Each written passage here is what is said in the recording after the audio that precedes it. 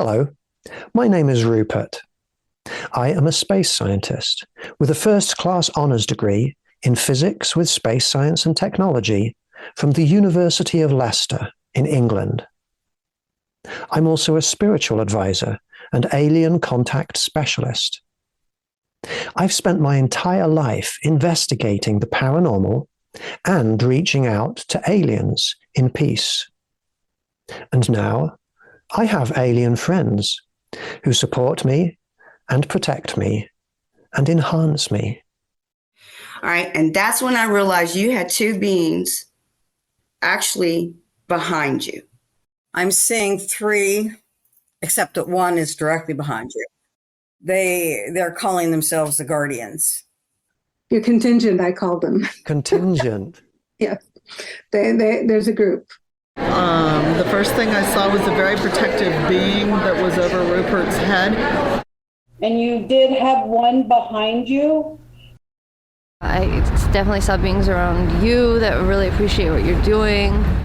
Your beings that were with you there were very tall, long hands, long arms. They were very big. They were very tall. They were very still. Very, very, very tall, kind of grayish. Had a very large head. He was very silver gray, had very big eyes, and what I felt was ultimate protection, and almost a caring for Rupert. It was overwhelming. It was a very strong force, like a force field. Palladian, Arcturian, and I don't know what the third one is. But you're not limited to them. That's who were with you in that space right there. But you have a vastness of beings working with you. Just kind of like swaths of light all around, and some of them were like over you, like it was almost like a hug. And the one was doing this. I seen the fingers, and they were moving the fingers, and it was on your right side here of your head, and like at the low part. And it looked like they were doing this. There was, like, I saw a hand across your forehead like this. And it was just, as soon as I saw that, your aura just, like I said, went from here to here. It would move. And I kept feeling they're working on you. Yeah, there was nothing, and to the point where I felt like if somebody had stepped up or done something malicious to you, they were there to protect you. That being was overlooking you, not the event, but you. And they're there every time I see you, Rupert. Every time. And I want to be a part of that. Over the course of my life, I've hosted thousands of online and in-person events relating to aliens, UFOs, meditation, spiritual healing, astral projection, remote viewing, manifestation, enlightenment, wisdom, and ascension. I understand who aliens are and why they're here. And I understand the three main messages that they've been giving to us for decades. This video, Talking to Aliens, is a comprehensive introduction to the subject of alien contact, or communicating with aliens. So today, I am going to talk about alien contact. I'm going to talk today about a lot of the resources that you can use to initiate contact with aliens, to talk to aliens, to learn about aliens. I'm also going to talk to you today about how you can advance your own spiritual journeys. How, if you're not already, how you can become enlightened or more enlightened, how you can become ascended or more ascended. By the end of this session, I think you're going to have a pretty clear idea for how to go about communicating with these beings. Right now, what I want to talk about is a little bit about this group, because the character of the group and the way it's set up matters to these beings. It's what we're doing and how we're doing it that is causing them to pay attention to us, and pay attention to us in a big way as you'll find out when I talk about some of the specific beings that are in contact with us. This is a very morality-focused group. We have a very carefully worked out moral vision. The moral vision that everything we do is based upon is universal peace, universal love, and universal happiness. We encourage in our groups, among our members, kindness, respectfulness, consideration, tolerance, a total absence of negative discrimination, and a total absence of aggression. Our vision of universal peace, universal love, universal happiness, that essentially outlines why and how we're trying to connect with aliens. We are doing this, we're talking to them, we're communicating with them because we are trying to work towards universal peace, love, and happiness. We are not doing this in order to get alien technology. If you're trying to make friends with somebody because they have something that you want, that doesn't come across very well to those people or those beings. So that's not why we're doing this. And I will talk more about that whole alien tech thing in other sessions, because it's important to understand why we should not be asking them for alien tech. That's a long conversation in itself. We are not reaching out to them for the purposes of asking them to save us. They are not going to save us from ourselves, from our own actions. For example, from our own causing of climate change, from our own violence. However, if we are able to show them that we are doing this for the right reasons, that we're behaving in a way that is non-destructive, that our lifestyles are being lived in a way that is promoting universal peace, love, and happiness, then a consequence of that is that we do form relationships with them, and then maybe they will save us. But that's not the purpose of talking to them. When we go to them, it's simply to ask them for friendship and knowledge. Our vision includes peace, love, and happiness to all beings. That includes aliens. It also includes humans. And the more active people are in our groups, the more that they will really start to feel how special our community is, because they really start to feel that happiness that we give to each other. We are bringing people together to experience this both online and in person. We've had a lot of very significant events, and I'm going to tell you about some of the events we've put on and some of the things that have happened at these events. And I'm doing this because this will show you the kind of experiences that you can have with these different beings. I've hosted alien contact events in Roswell. We went out into the Roswell desert and we were seeing some amazing, amazing things in the sky. But the most amazing thing was after the event, everybody else left, and I was camping there in the middle of the New Mexico desert. And in the night, I was visited. I had on the ground, in person, beings walk up to me and make their presence felt to me while I was asleep in my tent. I told them to go away because I was sleeping. I don't like people waking me up when I'm sleeping. They have to be respectful of my sleep needs. But that is the kind of thing that can happen if you want. We hosted events in the San Luis Valley, places like Zapata Falls, where there is supposedly a portal there. But we were definitely connecting with beings there. There are ant-like beings that live in Mount Blanca and in all of that chain of mountains there. We were connecting with them. We went to the UFO watchtower that is there, and we were astrally projecting to them from that distance also. We were seeing some remarkable beings. We have built up a relationship with the tall white beings that live in the desert outside of Las Vegas. If you haven't seen the documentary Walking with Tall Whites, I recommend that you go and do that. That's not my documentary, but it outlines a relationship that the US Air Force has with beings non-human beings that live out there in the desert. And we discovered through people in our own groups who used to live on those bases as children that what they're saying is true. I have friends, I have talked to people, and I've interviewed people who, when they were children, they lived on the bases and they played in their backyards when they were children on those bases with children who were not entirely human.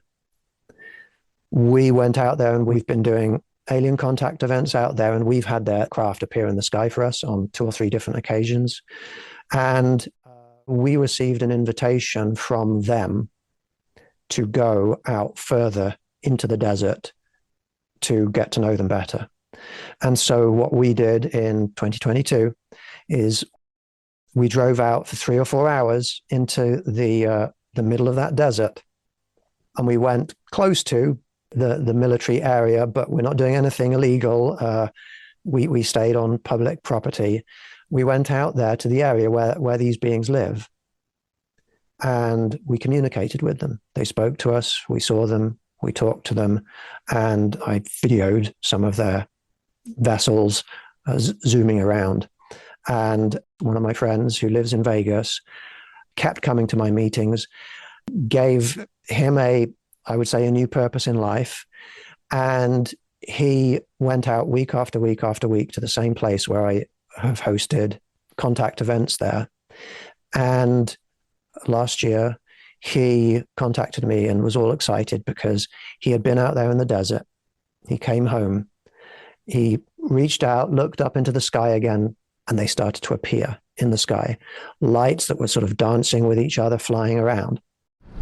I was here thanking them. I was just trying to send my thoughts out, thanking them. And that's when I decided to meditate a little in my head. That is when lights started appearing right here in this part of the sky. Talking about little lights that would pop out, shine, play with each other. After a couple of minutes, he turned to go into his house so he could go and get his mother. And above the house was a large mothership. Here, it appeared over the house, and it was right here, right in this position. From like far over here, straight right there, at an angle like that, and just right there. He called his mother to come out, and she rushed out, and she saw it flying away into the distance. That sort of thing is a result of what we're doing.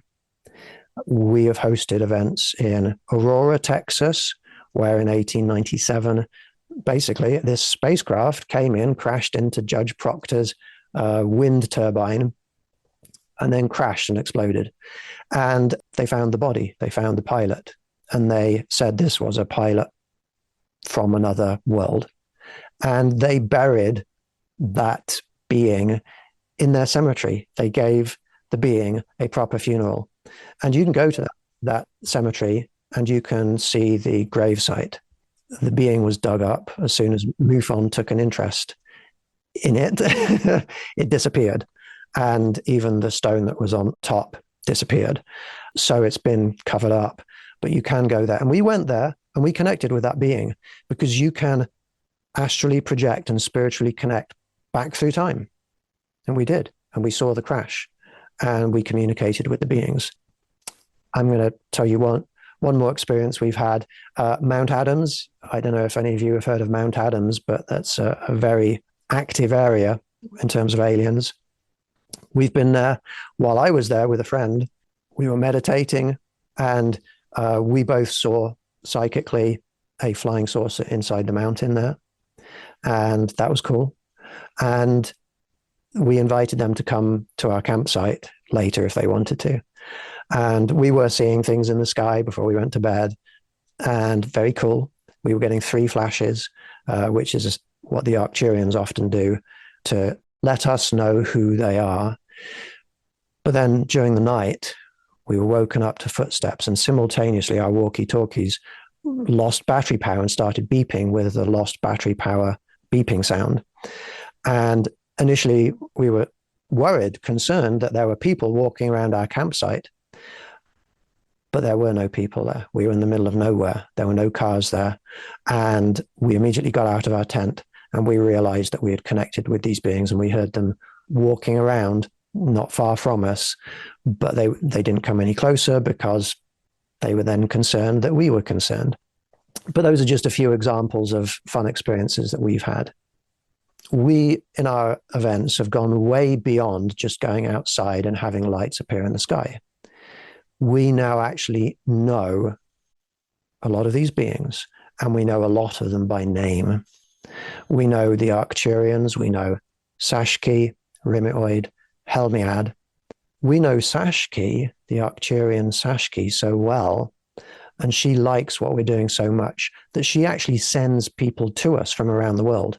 I sometimes get people contacting me from places like Australia, contacting me saying, hey, Rupert, this might sound a bit weird, but this tall blue being that is calling herself Sashki said that I should contact you.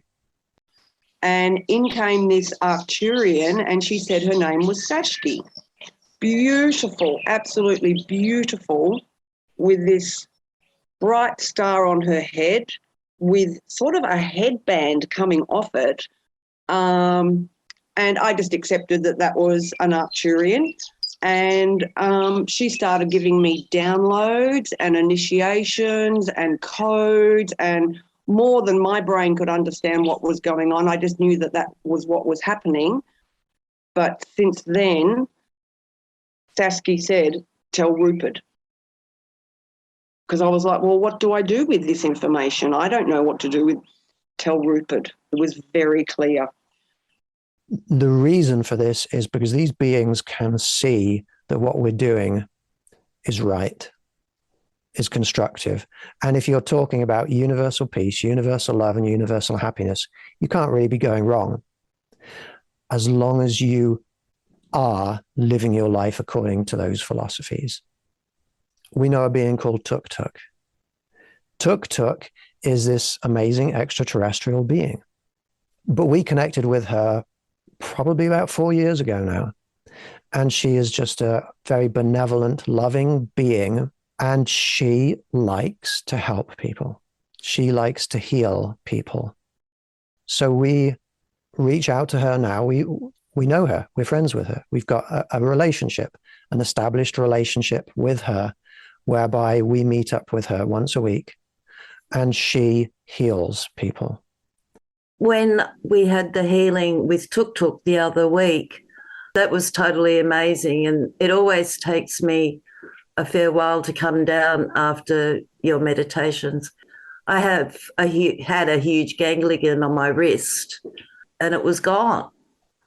But that really blew me away because it was a really difficult ganglion that had veins wrapped around it, an important vein or artery, and so couldn't be anything surgically be done with it. And through the meditation, it seems to have healed it, and it's pretty much gone. So yes, it was the most amazing experience I've ever had. And even since then, I still get the feeling that she's around. And we've had a lot of people who have experienced significant healing from our connections with her. This is something that you can have if you want. I got the sense of three beings that were standing beside each other. And so when you said, in moving us through that, if you would like to, you can invite them to stay, be there longer, or come back, I felt really comfortable doing that. And then you went to your intuitive masseuse. Mm-hmm. And so she put her hands on me and she immediately let out a kind of exhale. And I was like, ooh, that's different. And she said, somebody's here. And she said, I don't know who it is, but they're telling me how to massage you. And then she let out a couple of more really big, like, and she said, I just have to do what they're telling me to do. And at one point, in the session, she literally did stop and just stood there and said, I've never done a massage like this before. I have never had this experience before.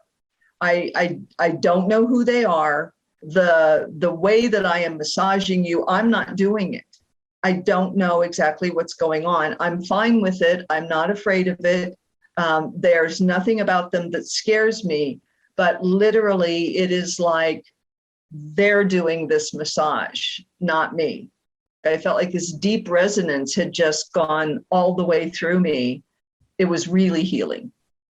I felt like it was a complete transformation from where I was before, completely rejuvenated and more so. And I felt amazing. It felt like everything got an upgrade or something. Actually, Sashki sometimes heals us also. Sashki and the Arcturians have a very different style of healing, but you can get healing from these beings too. There's another being that we've received healing from. Reptilians look intensely scary. It's like coming face to face with a human with a head that looks like the head of a velociraptor. They don't look very friendly. And because of that, people have labeled them as evil. They've assumed over the years that these reptilians are bad. That is mostly stemming from lookism. Lookism is a word that means judging people based on their appearance. I know many people that have had positive relationships with reptilians. We reach out to all beings in peace. That's what universal means. We're not going to be discriminatory. We're not going to say we're going to love everybody apart from those people over there. We give our friendship and our love to anybody that wants it. And we reached out to the reptilians that are in Las Vegas. We didn't see them at that event when we reached out to them in Las Vegas, but the next event they showed up. They showed up and we said, oh, hello, we reached out to you in peace, in friendship, like a couple of weeks ago. And they said, yeah, we know. That's why we're here. We like what you're doing and we're here to protect you. And that's what they do now. They come to our meetings and they protect us. One of the reptilians called Icod, one of them came to one of our meetings and healed an energy healer, a human who is an energy healer. That's her job. That's her profession. She's psychic and she heals people of negative energies. I saw something that came to my sight and I noticed the eyes and the scales and I'm thinking, this is like a lizard. I don't know what this is. But then its eyes did the flicker, the lizard eye thing, and then I'm like, this is like a lizard person type of thing, and it had its nose right up against me, and it was smelling me, and it was looking at me, and I said, I'm Julie. Can you tell me your name? And said Icod. And then she felt the whole thing. Yes, but before we even came to this event, she had been working doing readings all day. And she was drained. I was confused. And she didn't feel all that well. Yeah, and I had worked with a real messy cleansing. Yes. And had taken on something that I should not have taken on, but the person was miserable, so I took it on because that's what I do. And then I figure out how to get rid of it later so that person would have been removed from that. And something got me, and I take on in the center of my back. Yeah. And people had worked all day to try to get me clean, and I really felt miserable when we came out to the thing. Yeah. And I told her, I said, something's got me in my back. Like, oh my God, it hurt so bad. And she said, they're cleaning you, don't worry about it. Yeah, and by the time we got back to the hotel, it was gone completely. And you feel that it was this Icod? I do think it was him. I do think it was him. That's wonderful. Whatever it was removed, whatever was on me. Yes. I truly believe that. As hard as that seems like for me to believe, and I can rationalize it, but there's no other, this is the field I work in. There's no other way to believe. Like, it was gone after it was there, and it hurt like hell, and then it was gone. And so I have no other explanation. We are connecting with beings who are coming to us from the future. If you've ever tried astral projection or remote viewing, you know that you can go backwards or forwards in time and see things with the same level of clarity as if you're astrally projecting in the here and now. E equals mc squared. If you have mass, you get too much energy when you accelerate and you can't go faster than the speed of light. But spirits don't have mass. That limitation of the speed of light is not a limitation of massless beings. And so astrally, spiritually, we and they can travel through time. And we are in contact with beings from the future who, again, like what we're doing and are supporting us. And they have knowledge of what's going to happen. And so they're guiding us to make the future better, to make our futures better.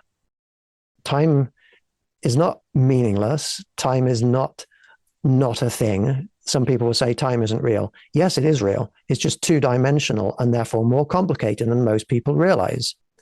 We can see the future in front of us, and at the moment it's not very good for humanity, but we're working to change that, and we're working with beings who are working to change that.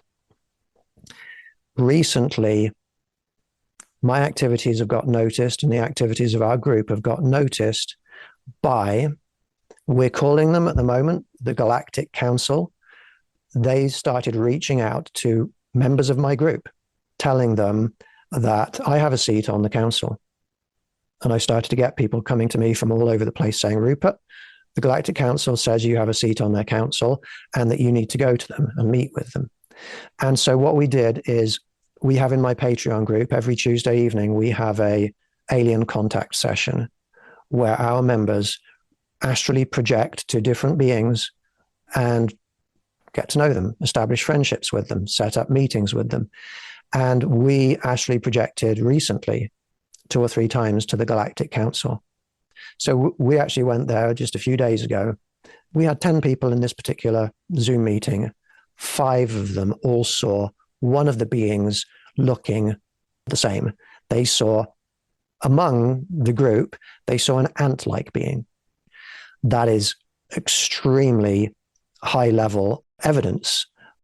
I've received enough evidence to know that it is proved that this council is there, and it's proved that we have a connection with them. They do like what we're doing. We remote view to places like Skinwalker Ranch. We've had some amazing experiences there. We've connected with the beings above Skinwalker Ranch twice in a significant way. We figured out what's going on there. It's complicated, but we figured it out, and it makes complete sense. And they've told us, basically, why don't we as a species have an open, active relationship with these aliens? It's not because we don't believe in them. A lot of people will say, well, when everybody believes in them, then we can have a relationship with them. You know, there are tens of thousands, at least, of alien craft all around our solar system. They could quite easily land all around the planet and show everybody, hey, guys, we're real. And then humanity could see them. We wouldn't need to believe in them at all. We would know that they're real. They could do that, but they don't. And they don't because us believing in them isn't going to change their reason for not wanting us to be part of their communities right now. This whole thing is not about belief. Some people think that when everybody meditates enough, then they're all going to land and come in. And it's like, no. I mean, meditation is good for spiritual reasons. It helps, but you can meditate and still be a bad person. You can meditate and still be unkind to others. It's not about meditation. The reason why we don't have an open, constructive relationship with aliens is because we, as a species, don't come across to them as being wise enough. If humans were to enter into the extraterrestrial community right now, we would bring with us selfishness, unkindness, inconsideration, disrespectfulness, intolerance, aggression, hatred, exploitation, conflict, pain, suffering, and a compulsion to convert the other members of the alien community to our belief systems. That's what people are. That's what people do. Not everybody, but we as a species, that's how we are. And our alien friends don't like the idea of that happening. They don't want us to come into their communities and bring all of those negative characteristics with us. There are over 20 wars going on around the planet right now. If you look at a map of where all of the armed conflicts are in the world, it's like at least half of the world. That's what humanity is presently. And if you look back through time, through our history, we have always warred. Humanity as a whole is not good enough, and we're failing. We've got over 13,000 nuclear weapons ready to go right now. And the people in control of nuclear weaponry and the people we're electing to be in control are not the most stable and nice and mature people on the planet. We have a problem. And when we look into the future, people do see missiles flying. They do see nuclear bombs going off. This is not good. Now, it's easy for many of us to say, well, my country is not at war. My country is peaceful and moral and ready for contact. But how true is that really when you look at all of the everyday negative behavior of so many people in our societies? Do you ever see in the behavior of regular people in your everyday lives selfishness, unkindness, inconsideration, disrespectfulness, intolerance, aggression, hatred, exploitation, conflict, vengefulness, and a compulsion to push belief systems on others? There isn't a country on this planet in which all of these negative characteristics aren't flourishing. While it may be true to say that approximately half of the world is not at war, it certainly isn't true to say that half of the world is at peace. And on top of all of that, humanity is causing catastrophic damage to our environment and climate. Humanity as a whole is failing. So we as a species are not ready. But here's the thing. As individuals, we can ascend high enough. We can make ourselves the kind of beings as individuals that these aliens, whatever we call them, want to be friends with and want to support. They know that the people that they support now are going to be the people who have the earth in the future, and we are going to be working with them in the future, and we are going to be evolving into the next step of humanity. A lot of people in this group who come to my events have individual relationships and friendships with these beings because they're evolving, they're ascending, they're moving in the right direction, they're good people. You can have that if you want. You can have alien friends around you, supporting you, guiding you, and protecting you, if you're willing to go through the process of being better than just a human being. People are not going to have that if they just keep doing what they're doing. We can't expect something that special and that different to happen unless we start doing something special and different. The process involves elevating ourselves in our wisdom, our peacefulness, our morality, our love. If aliens are up here on pretty much every level, technological, spiritual, in terms of knowledge, understanding, wisdom, morality, humans are down here. This group is consciously trying to elevate all of us, but particularly our members, up closer to their level, bridging the gap between us so that these relationships can happen more naturally and more meaningfully. And when you do that, you're going to have experiences that are far more than just seeing lights in the sky. Now let's get into a little bit more serious stuff. We're talking about communicating with aliens, talking to aliens. What are they saying to us? What are the messages they're giving to us? And you can go and look at the history of contact, and you will see that there are three messages that come up consistently and have come up consistently for decades. The first message is about nuclear weapons.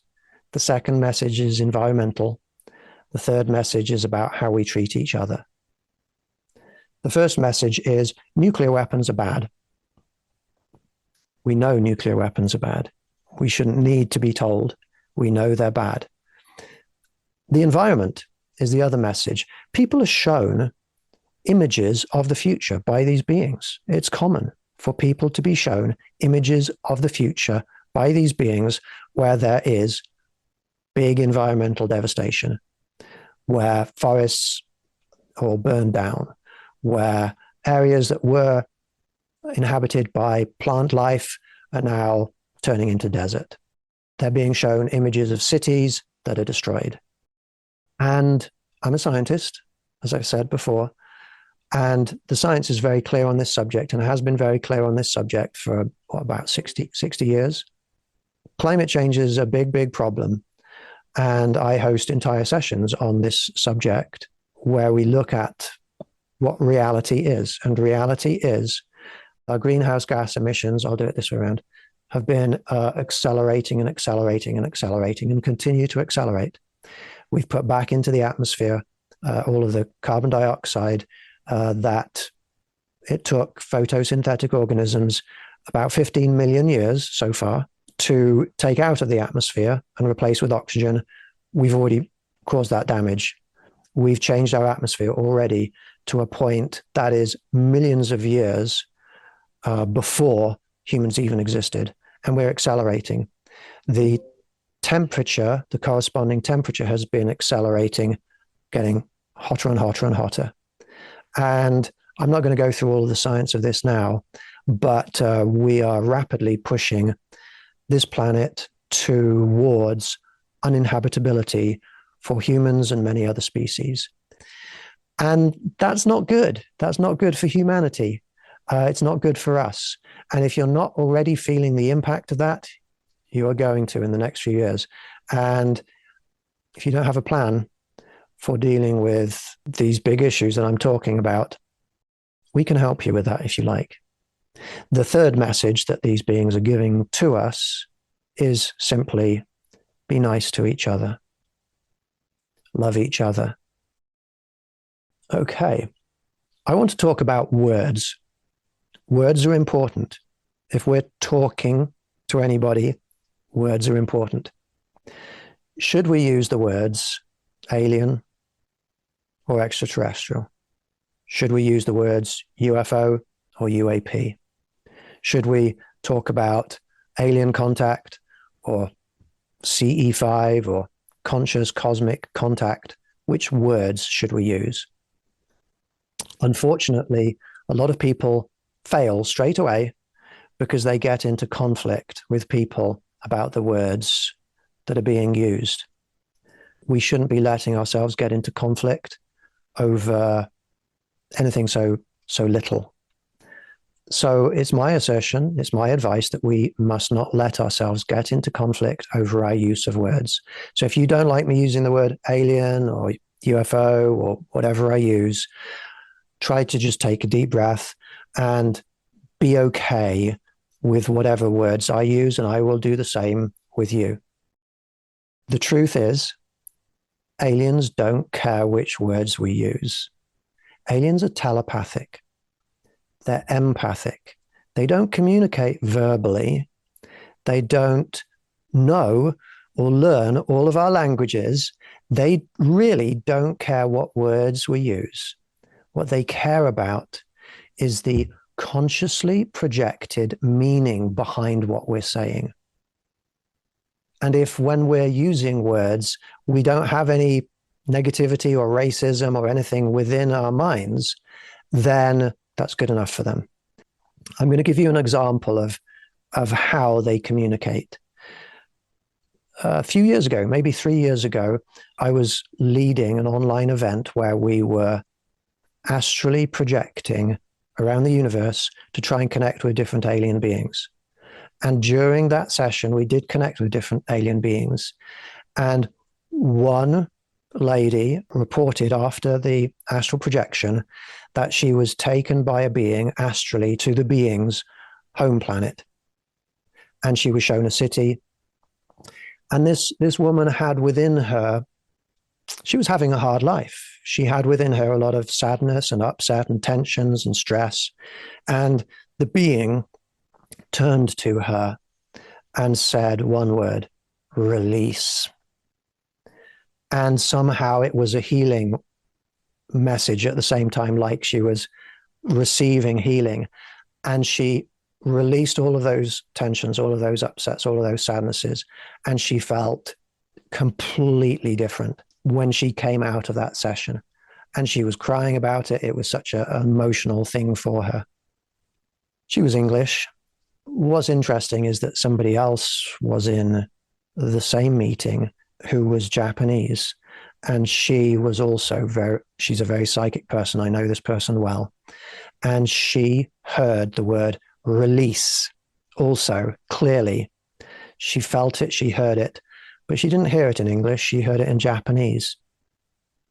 What is happening is our brains, when we communicate, convert backwards and forwards between intended meaning and words and intended meaning. But the way that our brains process that is to put a word up there. And that's why people heard the word release and heard it in two different languages. But really, they were only sensing one message, and the message was coming through in meaning. And it was the brains, the human brains, that interpreted it into that word.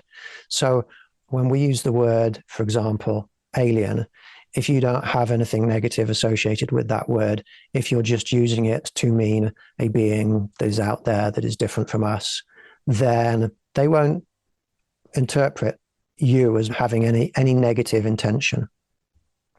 Aliens don't care about the words we use. They care about the meaning of the words. So it doesn't matter whether we use the word alien or extraterrestrial, UFO, UAP, alien contact, CE5, cosmic contact. None of these words really matter to those beings. What matters is the emotion and the intention. It is true, however, to say that when we communicate with each other, having accurate use of words can be helpful. So I encourage people to think about words and to think about their meaning and to use words accurately, just not to let it cause conflict. So I'm going to talk about some of these words and why I use some of these words and maybe how we can communicate with each other more effectively. UFO or UAP?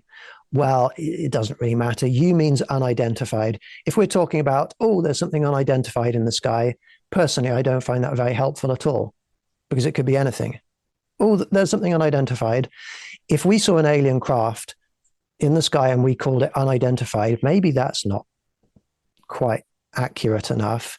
I use the term PAP, or the initialism PAP, probable alien phenomena. I also use the term UFO to mean there is something I don't know what it is because I've not identified it yet. Unidentified flying object. That's fine. Object or phenomenon, UAP, doesn't really matter if it's an object or a phenomenon. It's just details. Is it flying? Is it aerial? Well, if it's in space, it's definitely not aerial. The initialism UAP was changed from unidentified aerial phenomenon to unidentified anomalous phenomenon. That's more accurate, but it's so vague. Oh, look, there's an unidentified anomalous phenomenon. It doesn't tell us anything at all. So, you know, we can use these, but I like using the term PAP when something is probably an alien phenomena, or DAP when something is definitely an alien phenomenon, like it's landed and aliens get out. Let's talk about alien versus extraterrestrial. Extraterrestrial means outside of the Earth. That's scientifically what extraterrestrial means. Extra means outside of something.